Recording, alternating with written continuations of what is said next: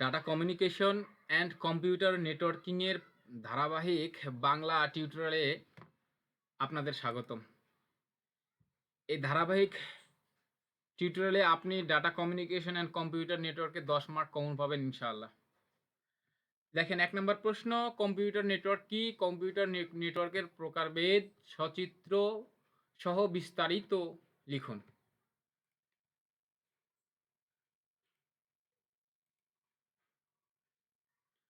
Network বা computer network হলো এমন একটি ব্যবস্থা যেখানে একাধিক কম্পিউটার সংযুক্ত করে ডাটা আদান প্রদান করা যায়।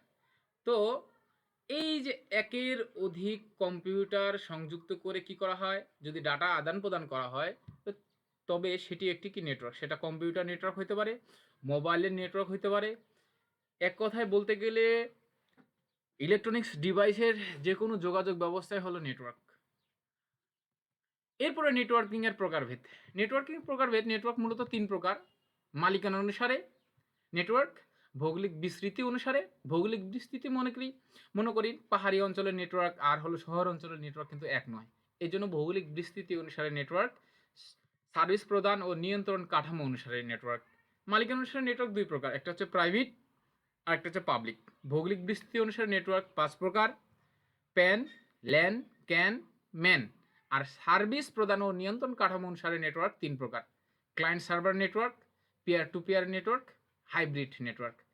ক্লায়েন্ট সার্ভার নেটওয়ার্ক আবার 2 প্রকার, একটা হলো সেন্ট্রালাইজ নেটওয়ার্ক আর একটা হলো ডিস্ট্রিবিউটেড নেটওয়ার্ক। মালিকানা অনুসারে নেটওয়ার্ক, প্রাইভেট নেটওয়ার্ক কাকে বলে? দেখেন, কোনো ব্যক্তি বা প্রতিষ্ঠানের মালিকানাধীন নেটওয়ার্ক হলো প্রাইভেট নেটওয়ার্ক। কোনো ব্যক্তি বা প্রতিষ্ঠানের মালিকানাধীন নেটওয়ার্ক হলো প্রাইভেট নেটওয়ার্ক। অপরপক্ষে পাবলিক নেটওয়ার্ক হলো সকলের জন্য উন্মুক্ত নেটওয়ার্ককে পাবলিক নেটওয়ার্ক বলা হয়। অ্যাজ লাইক প্রাইভেট নেটওয়ার্ক বলতে যেমন আমাদের বিভিন্ন ব্যাংক প্রতিষ্ঠান, বিভিন্ন পুলিশ বা সেনাবাহিনী ইত্যাদির নেটওয়ার্ক যারা পাবলিকের জন্য উন্মুক্ত নয় সেটা হলো প্রাইভেট নেটওয়ার্ক। আর পাবলিক নেটওয়ার্ক হলো সকলের জন্য উন্মুক্ত। যেমন আমরা গ্রামীণ ফোনের নেটওয়ার্কটা ব্যবহার করি, সকলের জন্য উন্মুক্ত, সবাই চাইলে ব্যবহার করতে পারবেন। অ্যাজ লাইক অপরপক্ষে প্রাইভেট নেটওয়ার্ক আপনি ব্যাংকের যে মানি ট্রানজাকশন নেটওয়ার্ক বা একটা ব্যাংকের সাথে আরেকটা ব্যাংকের যে হলো গিয়ে যে যোগাযোগ ব্যবস্থা সেটা হলো প্রাইভেট নেটওয়ার্ক। এরপর সে ভৌগোলিক বিস্তৃতি নেটওয়ার্ক আবার 5 প্রকার। এটা হচ্ছে PAN for personal area network, LAN for local area network, campus area network, metropolitan area network, আর ওয়ান হচ্ছে ওয়াইড এরিয়া নেটওয়ার্ক। প্যান কাকে বলে বা প্যান নেটওয়ার্কটা কি? সাধারণত প্যান নেটওয়ার্ক 10 মিটারের মধ্যে সীমাবদ্ধ কোনো ব্যক্তি বিভিন্ন ডিভাইসের মধ্যে তথ্য আদান প্রদানের উদ্দেশ্যে যে নেটওয়ার্ক তৈরি হয় সেটা হলো প্যান নেটওয়ার্ক বা personal area network. As like আমরা এক ডিভাইস থেকে আরেক ডিভাইসে ব্লুটুথের মাধ্যমে যদি আমরা কোনো গান, অডিও, ভিডিও ইত্যাদি শেয়ার করি সেটা পার্সোনাল এরিয়া নেটওয়ার্কের মধ্যে পড়ে। শুধু শেয়ার ইট ব্লুটুথ নয়, যেমন আমরা শেয়ার ইটে অনেক গান ইত্যাদি কি করি, ট্রান্সফার করি শেয়ার ইট চালু করে। এটা একটি পার্সোনাল নেটওয়ার্কের একটি উদাহরণ। যেমন ওয়্যারলেস ইউএসবি, আমরা অনেক সময় কি করি, আমার ফোনে এক জায়গায় আরেক জায়গায় MP3 গান চলতেছে, ফোন দ্বারা কি করতেছি, কন্ট্রোল করতেছি। মূলত এটি হলো প্রাইভেট, হলো গিয়ে পার্সোনাল এরিয়া নেটওয়ার্ক। যেমন Bluetooth desktop, web camera, laptop, sound system, printer, scanner ইত্যাদি হচ্ছে পার্সোনাল এরিয়া নেটওয়ার্কের উদাহরণ। এরপর হচ্ছে ল্যান, লোকাল এরিয়া নেটওয়ার্ক। সাধারণত 1 কিলোমিটার বা তার কম পরিসরে জায়গার মধ্যে সীমাবদ্ধ নেটওয়ার্ককেই বলা হয় লোকাল এরিয়া নেটওয়ার্ক। যেমন আমরা বাসা বাড়িতে ব্রডব্যান্ড চালাই, ওয়াইফাই চাইলে নির্দিষ্ট এরিয়ার বাইরে কি করতে পারে না, আর ওয়াইফাই এর রেঞ্জটা যেতে পারে না। তো এই ওয়াইফাইটা হলো আমাদের লোকাল এরিয়া নেটওয়ার্কের উদাহরণ। লোকাল এরিয়া নেটওয়ার্কের আরো উদাহরণ রয়েছে, যেমন আমরা একটি বিল্ডিং এ যদি আমরা কি করি, 10 তলা বিল্ডিং এ সকল কম্পিউটার, পিসি, ল্যাপটপ, রাউটার সবগুলোকে যদি একটা রাউটারের মধ্যে সংযুক্ত করি সেটা লোকাল এরিয়া নেটওয়ার্ক আমার হবে। এরপর দেখেন নির্দিষ্ট বিল্ডিং, বাসা, কলেজ, ইউনিভার্সিটি ইত্যাদি স্থানের অভ্যন্তরীণ নেটওয়ার্ক সিস্টেমকে লোকাল এরিয়া নেটওয়ার্ক বলা হয়। ক্যাম্পাস এরিয়া নেটওয়ার্ক অনেকগুলো ল্যান সংযুক্ত করে, ল্যান সংযুক্ত করে যে নেটওয়ার্ক তৈরি করা হয় তাকে ক্যান নেটওয়ার্ক বলে বা ক্যাম্পাস এরিয়া নেটওয়ার্ক বলে। এই ক্যাম্পাস এরিয়া নেটওয়ার্কের বিস্তৃতি হচ্ছে 1 কিলোমিটার থেকে 5 কিলোমিটার পর্যন্ত বিস্তৃতি। অ্যাজ লাইক একটা ইউনিভার্সিটির বিভিন্ন ক্যাম্পাস বিভিন্ন দূরত্বে অবস্থান করতে পারে, সেটা 1 কিলোমিটারের মধ্যে হইতে পারে, 2 কিলোমিটারের মধ্যেও হইতে পারে। অ্যাজ লাইক ঢাকা বিশ্ববিদ্যালয়, সবগুলো ক্যাম্পাস কিন্তু এক জায়গায় নয়, এদের বিভিন্ন ভবন বিভিন্ন স্থানে। তো এই বিভিন্ন ভবনের নেটওয়ার্ককে যদি আমি একটা নেটওয়ার্কের মধ্যে আনতে চাই, তাহলে আমাকে ক্যাম্পাস এরিয়া নেটওয়ার্ক কি করতে হবে, ব্যবহার করতে হবে।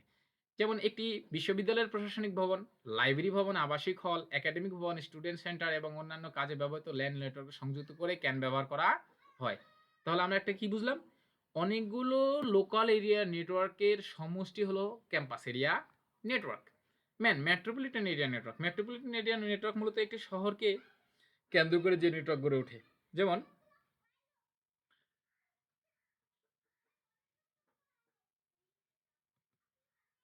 এই নেটওয়ার্কে যখন তারবিহীন সংযোগ দেওয়া হয় তখন ওম্যানমাল মানে ওয়্যারলেস মেট্রোপলিটন এরিয়া নেটওয়ার্ক। তো ওয়ান ওয়ান হচ্ছে ওয়াইড এরিয়া নেটওয়ার্ক, দেশ জুড়ে বা পৃথিবী জুড়ে যে নেটওয়ার্ক তৈরি করা হয় তাকে বলা হয় কি, wide area network. As like আমরা যে নেটওয়ার্কটা ব্যবহার করি যা সকলের জন্য উন্মুক্ত, এটা ওয়াইড এরিয়া নেটওয়ার্কের মধ্যে পড়ে। যেমন আমরা কি ফোনের ভিতর ফেসবুকে কানেক্ট থেকে সকল বিশ্বের লোকের সাথে কি করতে পারি, যোগাযোগ করতে পারি, এটা ওয়াইড এরিয়া নেটওয়ার্কের উদাহরণ। যেমন দেখেন, ম্যান নেটওয়ার্কের সমষ্টিকে ওয়ান বলা হয়। যেমন world wide web W internet ইত্যাদি। তো এই ধরনের network telephone, satellite, microwave, modem, বেতার তরঙ্গ, আনুষঙ্গিক যন্ত্রপাতি ব্যবহার করা হয়। তথ্য আদান প্রদানের জন্য এই নেটওয়ার্ক সবচেয়ে বেশি ব্যবহৃত হয়ে থাকে।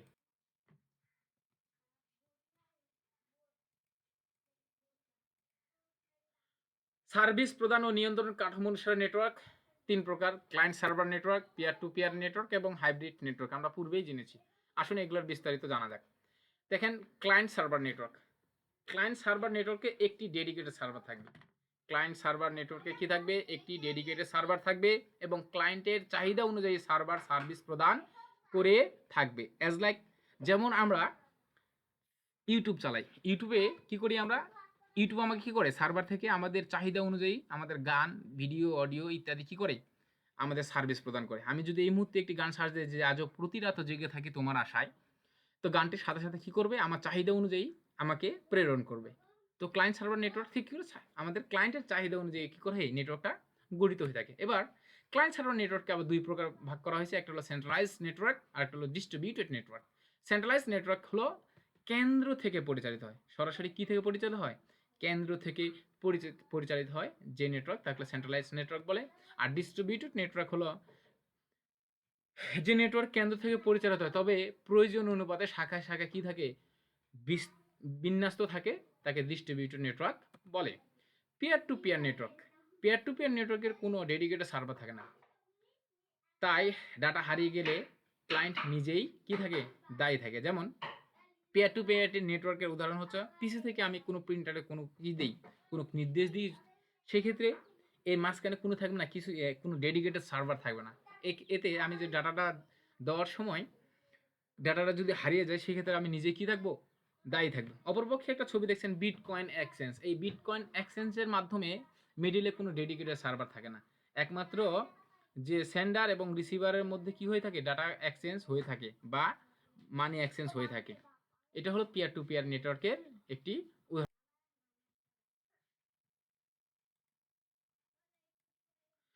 হাইব্রিড বা মিশ্র নেটওয়ার্ক, ক্লায়েন্ট সার্ভার নেটওয়ার্ক ও পিয়ার টু পিয়ার নেটওয়ার্কের সমন্বয়ে যে নেটওয়ার্ক গঠিত হয় তাকে হাইব্রিড নেটওয়ার্ক বলা হয়।